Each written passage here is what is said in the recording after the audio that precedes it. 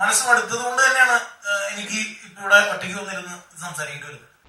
അങ്ങനെ പവനായി ശവമായി എന്തൊക്കെ ബഹളമായിരുന്നു. ഇത്രയും ഇൻവെസ്റ്റ്മെന്റ് നടത്തിയ പ്രൊഡ്യൂസേഴ്സിനെ അത് ഇനി അത്തരത്തിലൊന്ന് ചിന്തിക്കാൻ പ്രേരിപ്പിക്കുന്നതായിരിക്കണം ഇതിന്റെ റിസൾട്ട്.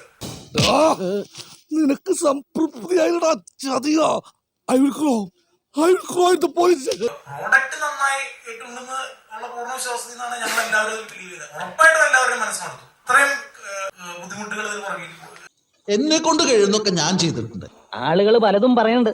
ആളുകൾ അങ്ങനെ പലതും പറയും. അവർക്കൊക്കെ പിന്നെ എന്താ പണി? ഡെഫിനറ്റ്ലി നമ്മുടെ എൻറ്റയർ ടീം മനസ്സും കൊണ്ട് തന്നെയാണ് എനിക്ക് ഇവിടെ ഒറ്റയ്ക്ക് വന്നിരുന്ന് സംസാരിക്കേണ്ടി വരുന്നത്. നിങ്ങൾ എന്താണ് എന്നോട് ഇങ്ങനെ നികൃഷ്ടമായി പെരുമാറുന്നത്? ഒന്നുമില്ലെങ്കിൽ ഞാനൊരു സാഹിത്യകാരനല്ലേ, ആ ഒരു മതിപ്പെങ്കിലും എനിക്ക് തരണ്ടേ?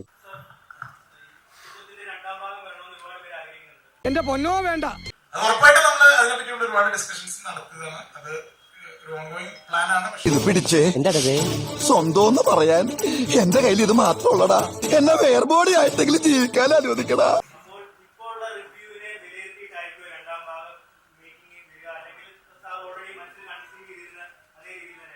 ഈ കാലഘട്ടത്തിനിടയ്ക്ക് എനിക്ക് തോന്നിയിട്ടുള്ളത്, പ്രേക്ഷകൻ ഇതൊക്കെയാണ് ഇഷ്ടം എന്ന മുൻവിധിയോടുകൂടി സിനിമയെ സമീപിച്ചിട്ട് കാര്യമില്ലെന്നാണ്.